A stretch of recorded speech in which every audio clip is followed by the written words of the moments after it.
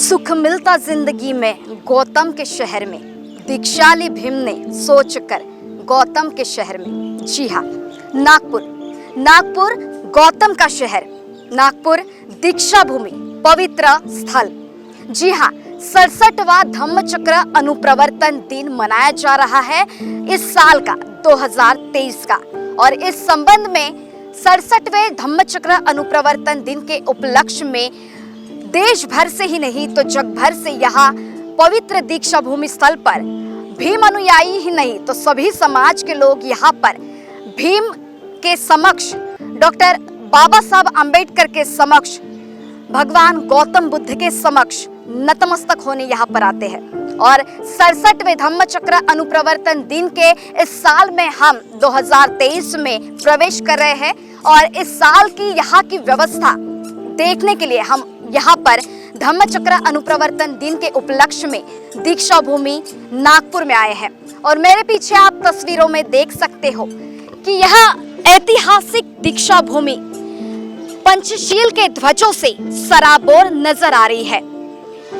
पंडाल से लेकर यहाँ की व्यवस्था काफी अच्छे तरह से इस साल की गई है। यहाँ पर कहा जाता है कि दीक्षा भूमि वह स्थल है जहाँ पर देश भर से, जग भर से यहाँ पर सर्वाधिक पुस्तक जो कि किताबें, बुक जो कि डॉक्टर बाबा साहब आम्बेडकर की सबसे चहीती और जो पसंदीदा चीज थी किताबें, उनका यहाँ से अधिक जो बिक्री होती है वो स्थल है दीक्षा भूमि। और इस समय यहाँ पर हम जो व्यवस्था देखने आए हैं तो काफी यहाँ का वातावरण एकदम उत्साहित और काफी भरा फूला नजर आ रहा है। चारों तरफ दीक्षा भूमि जो है पंचशील के ध्वजों से नहला गई है, पंचशील के ध्वज से सज उठी है।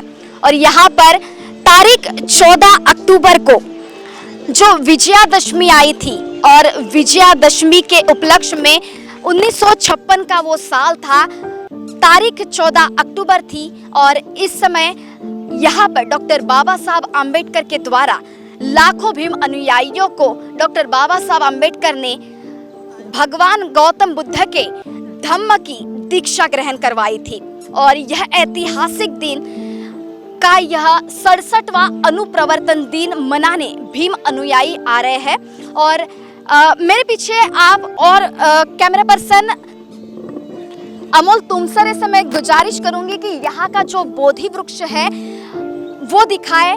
ये बोधि वृक्ष काफी पुराना कहा जाता है और काफी पवित्र कहा जाता है। इसके भी जो पूरे आजू बाजू में है जो पंचशील ध्वज है वो लगाए गए हैं। तारीख 14 अक्टूबर तारीख के रूप में अगर कहा जाए तो 14 अक्टूबर को धम्म दीक्षा ग्रहण की गई थी।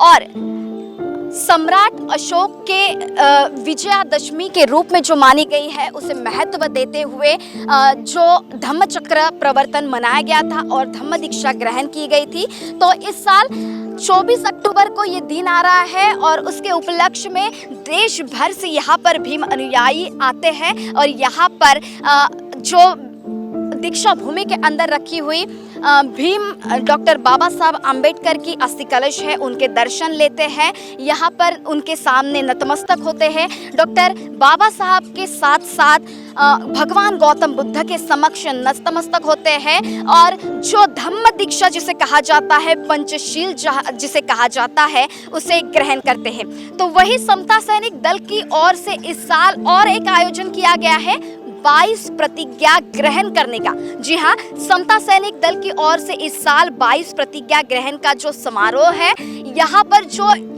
इस वक्त 24 अक्टूबर को जो समक्ष पेश रहेंगे और जो इस 22 प्रतिज्ञा ग्रहण का लाभ लेंगे वो एक ऐतिहासिक समारोह होने वाला है। और 22 प्रतिज्ञा जो है एक साथ ग्रहण की जाने वाली है। इस वक्त हमारे साथ एक आम्बेडकरवादी युवा है और उनसे जानेंगे कि इस 67वें धम्मचक्र अनुप्रवर्तन दिन की इस साल का उनका क्या उत्साह है, क्या बताएंगे? मैं सभी को बताना चाहता हूँ कि 67वें धम्मचक्र परिवर्तन दिन के सभी को हार्दिक शुभेच्छा। और बहुत ही अच्छा माहौल है। इस बार स्टॉल वगैरह का तैयारी चालू हो गई है, झंडे वगैरह सब लगा दिए हैं। और मैं बताना चाहता हूँ कि इस बार अशोक सम्राट जी की मूर्ति स्थापित होने वाली है अपने दीक्षा भूमि में। वो आ रही बुट्टी बोरी से छत्रपति से नागलोक, ड्रैगन पैलेस, ऐसा पूरा इंदौरा घूमते हुए फिर यहाँ पर स्थापित होगी। और बहुत ही अच्छा माहौल है, दूर दूर से लोग यहाँ पे आते हैं। और यहाँ से मेन उद्देश्य यही है कि यहाँ पर आने के बाद लोग दर्शन के लिए नहीं आते, यहाँ पे सबसे ज़्यादा बुक्स खरीदी जाती है। और मतलब नागपुर में धम्मचक्र परिवर्तन के दिन सबसे ज़्यादा यहाँ पे किताबें मतलब बिकती है। 67वां धम्मचक्र अनुप्रवर्तन दिन जहां एक और खुशी और उत्साह से भरा हुआ है, वहीं दूसरी और कुछ हद तक विवादों से भी ये भरा हुआ है।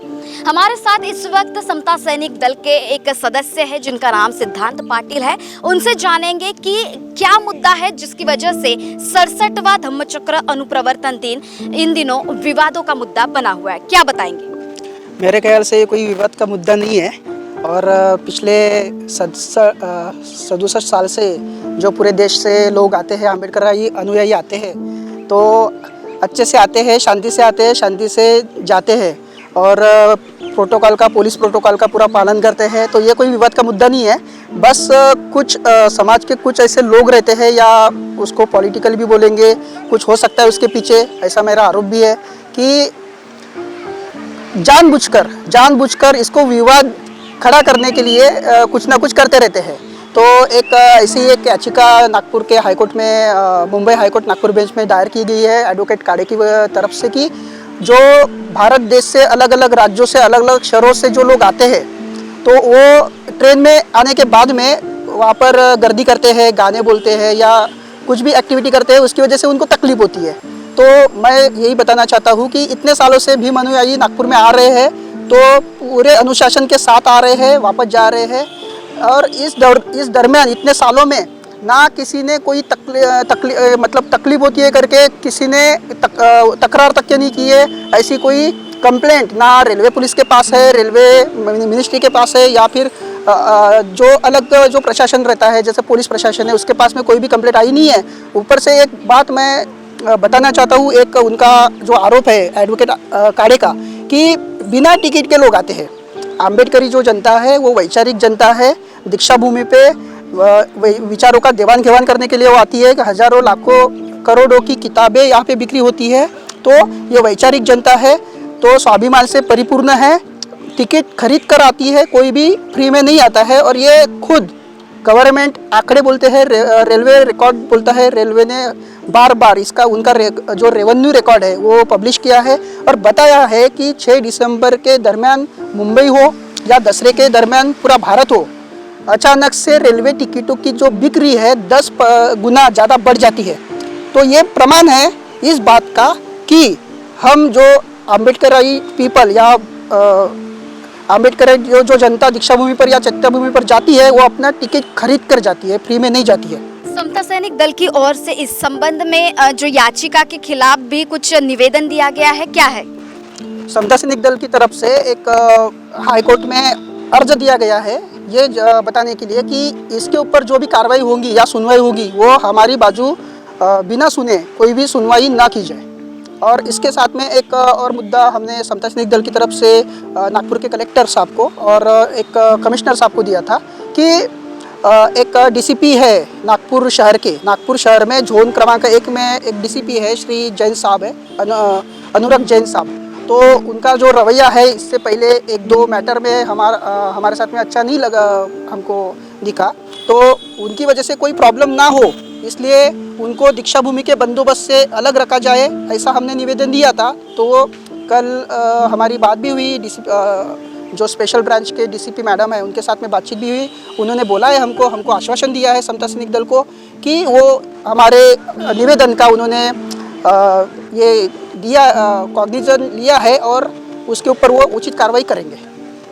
इसी धम्मचक्र अनुप्रवर्तन दिन के उपलक्ष्य में दीक्षा भूमि पर विभिन्न कार्यक्रमों का आयोजन भी किया जाता है। विभिन्न संगठन, विभिन्न आम्बेडकरवादी समाज के विभिन्न संगठनों द्वारा यहाँ पर सभी बैनर के लोग यहाँ पर इकट्ठा होते हैं और विभिन्न कार्यक्रम यहाँ पर आयोजित किए जाते हैं, जिसके लिए पेंडॉल की व्यवस्था की गई है। मेरे पीछे आप तस्वीरों में देख सकते हो कि बड़े बड़े पेंडॉल लगाए गए हैं जहाँ पर लोगों के बैठने की व्यवस्था की जाती है। जो स्टेज भी बनाया जाता है ताकि जो लोग हैं वो आकर जो कार्यक्रम होते हैं उसे सुन सके, देख सके और अच्छी तरह से देख सके, इसलिए इस तरह की पेंडॉल की व्यवस्था की जाती है। साथ ही साथ यहाँ पर दूर दराज से लोग आते हैं तो उनके लिए पार्किंग की व्यवस्था भी यहाँ पर की गई है। काफी बड़ा क्षेत्र कहा जाता है दीक्षा भूमि का, फिर भी लाखों अनुयायी जब यहाँ पर आते हैं तो ये जो जगह है कम पड़ने लगती है और यहाँ पर पेंडॉल के माध्यम से पार्किंग की व्यवस्था भी की जाती है। 24 अक्टूबर को ये समारोह होने वाला है दीक्षा भूमि पर और उसके पहले भी कई अनुयायी यहाँ पर आए हैं। क्या उत्साह इस साल का? इस साल का उत्सव बहुत बड़ा हो चुका है। 56 का ये जो ईयर बनाया जा रहा है, इसलिए जो देश विदेश से जो लोग आने वाले हैं 24 अक्टूबर को, तो उनके लिए बहुत सारा यहाँ पर नियोजन भी किया है। अभी कल से लोग यहाँ आना चालू हो जाएंगे। बुद्धगया बघायची बघायला आलो आम्ही 22 दिवसाची टूर आहे आमच्यावाला, बघायला आलो आम्ही। बुद्धगयाला जाणार आहे आता। तो आपने देखा नागपुर का यह पवित्र दीक्षा भूमि स्थल सज धज कर तैयार है। काफ़ी व्यवस्थाएं जो बाहर से लोग आते हैं उनके लिए की गई है। यहाँ पर रहने की, बैठने के लिए पेंडॉल तक और सभी बैरिकेड्स से लेकर सभी सुविधाएं यहाँ पर की गई है। और साथ ही साथ आपको बता दें कि इस साल सम्राट अशोक की मूर्ति का अनावरण यहाँ पर होने वाला है, जो कि मिरवणूक के माध्यम से जो धीरे धीरे नागपुर में आने वाली है और 24 अक्टूबर को वो यहाँ पर आने वाली है और सम्राट अशोक के मूर्ति का यहाँ पर अनावरण होने वाला है। साथ ही साथ देश भर से यहाँ पर लोग आते हैं तो रेलवे सुरक्षा, जो रेलवे व्यवस्था है, मध्य रेलवे जो है वहाँ पर भी कुछ लोगों के समता सैनिक दल है, कुछ संगठन के द्वारा अधिक लोगों की व्यवस्था की जाने की जो निवेदन है वो भी दिया जा चुका है। तो कई विवादों के घेरे में कुछ पुलिस कर्मियों को यहाँ से बंदोबस्त से दूर रखने की कुछ लोगों ने मांग भी की है। इस तरह से 67वां धम्मचक्र अनुप्रवर्तन दिन के उपलक्ष्य में इस तरह से पूरी तैयारियां की गई है। महाराष्ट्र टीवी 24 के लिए कैमरा पर्सन अमोल तुमसरे के साथ Anchal Lokhande, Nagpur. Integrated super specialist hospital and research institute of Nagpur अब नागपुर में अत्याधुनिक सुविधाओं के साथ ICU, modular operation theatre, maternity surgery and laparoscopy surgery, orthopaedic and joint replacement, dialysis unit, pathology and pharmacy. Our address: Vinoba Nagar, Kharbi Ring Road, Nagpur. Our contact: 8668792352, 9801980100। Kanchan makeup studio है ना, जो देता है आपको अनेक प्रकार के facilities जैसे spa, makeup, hair style, bridal look और भी बहुत कुछ, वो भी एकदम मिनिमम अमाउंट में। साथ ही में अभी कांचन मेकअप स्टूडियो ने ओपन किए हैं उनके मेकअप कोर्सेज, जहां पे आप सीख सकते हैं प्रोफेशनल मेकअप आर्टिस्ट से मेकअप और भी बहुत कुछ। इतना ही नहीं, अभी आपको मिलेंगे रेंट पर गरबा कॉस्ट्यूम्स भी। तो देर किस बात की, अभी विजिट करिए कांचन मेकअप स्टूडियो जो है आपके ही Manish Nagar. Admissions are open for makeup courses. To register contact 8799862989। इस खबर के प्रायोजक है शिवशंकर आयुर्वेदिक क्लिनिक, अनुभवी डॉक्टर से सज्ज, सभी प्रकार के आयुर्वेदिक दवाइयाँ मिलने का एकमात्र स्थान। इनका पता: Shivshankar Ayurvedic clinic, doctor Mangala Ketkar hospital के सामने, महाजन मार्केट के पास, टेम्पल बाजार रोड, सीताबर्डी, नागपुर। बढ़ते पेट्रोल के दामों ने अगर बढ़ाई है आपकी चिंता, तो इलेक्ट्रॉनिक मोपेड स्कूटर आपके चेहरे पर लाएगी खुशी। तृषा ईवी सॉल्यूशंस लेकर आया है मॉडर्न इलेक्ट्रिक स्कूटर ब्रेवो। ई मोटरसाइकिल मोपेड स्कूटर मॉडल के फंक्शंस जानकर आप रह जाएंगे दंग। अब लो बैटरी की चिंता से भी रहे दूर। ई स्कूटर में मिलेगी आपको 2 बैटरी की सुविधा, चलाने में आसान, और लुक वाइज क्लासिक।